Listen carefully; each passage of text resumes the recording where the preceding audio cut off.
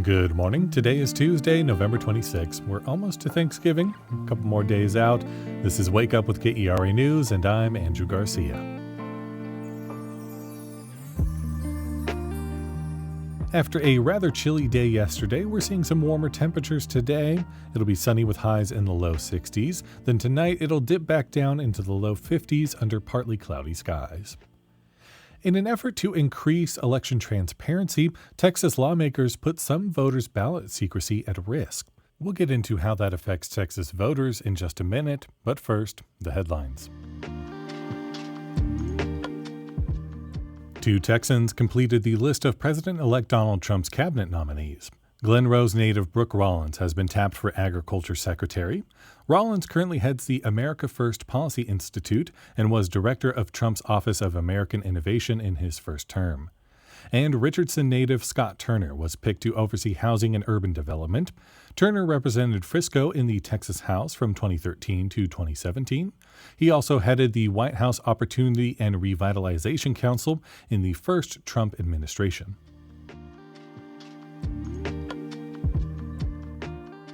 A plan's moving forward to expand the conservation district in the historic Lakewood neighborhood in Dallas.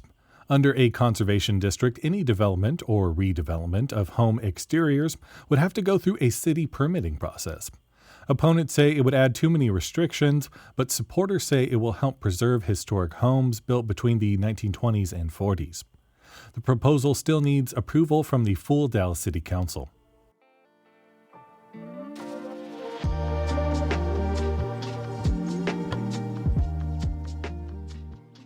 Issues with ballot secrecy in Texas began in part because of the implementation of a new state law. It allows Texans to obtain copies of ballot images more quickly after elections.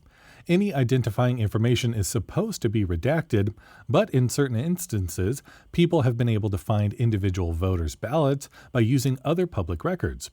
The Texas Newsroom's Blaze Gainey explains how we got here and what state lawmakers may do to fix the problem when they meet again next year.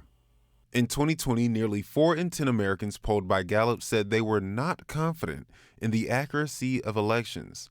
That was an increase from 2018, when only 30% of Americans felt that way. We've lost trust in our election system. Many people no longer have trust in that. Brian Jones is a political science professor at the University of Texas at Austin. It comes about from the now president-elect lying about the election that was held in 2020, where he sowed doubt about the whole electoral system, and it was just a lie.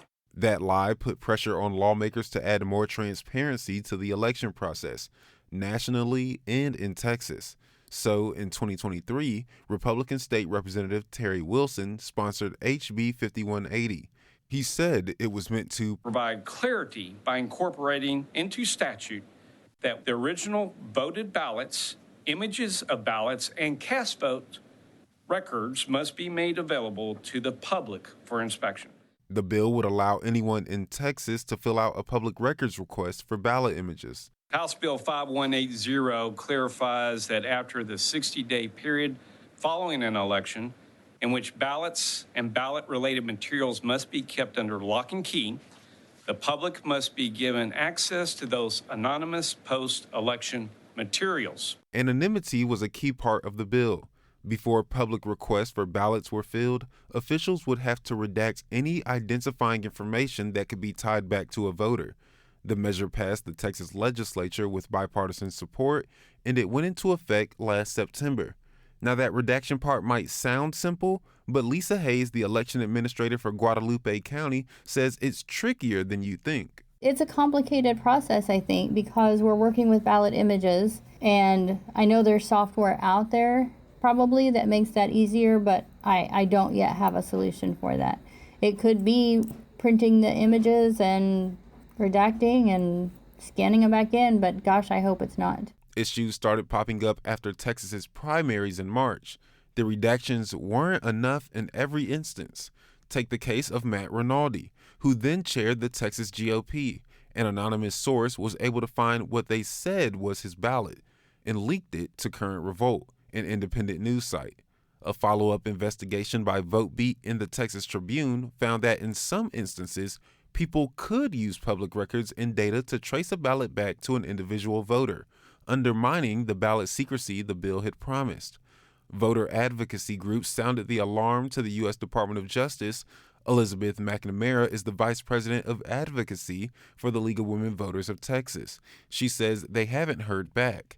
Now she's worried voters could be reluctant to cast ballots. My concern would be is that folks would, am I opening myself up to harassment if somebody knows how I voted? Am I opening myself up to pressure if somebody knows how I voted? Hayes, the election administrator, understands the bill was designed to increase transparency, but says it's now come at the cost of people's privacy. Now she wants lawmakers to fix this. I'm hoping that the legislators look at in this legislative session is what can we do to find that balance. It's not clear whether this will be a priority when Texas lawmakers reconvene in January. So far, the only proposed fix is one bill filed by a House Republican, but it focuses on penalizing people obtaining a voter's personal information that connects them to their ballot instead of preventing that from happening in the first place. That was the Texas Newsroom's Blaze Gainey.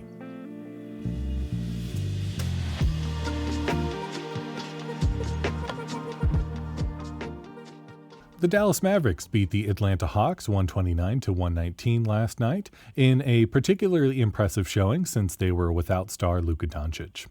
And the Dallas Stars lost to the Carolina Hurricanes 6-4 after the Canes exploded for 5 goals in the third period, coming back after being down 3-1. Dvorak wrote Symphony No. 9 in the 1890s during his time in the United States. His experiences in America, including homesickness for his native Bohemia and learning about African American and Native American melodies, informed his music. The Dallas Symphony Orchestra performs The New World this weekend at Meyerson in Dallas. For more information and other things to do, visit KERA.org/calendar. Thanks so much for listening to Wake Up with KERA News. I'm your host, Andrew Garcia. The show is produced and edited by Shardae White and Bekah Morr.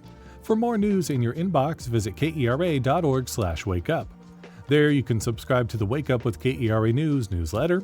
You'll get those good morning vibes and information you need from our colleague Catherine Hobbs. Connect with us on Facebook, Instagram, and TikTok at KERA TX. Take care. We'll see you tomorrow.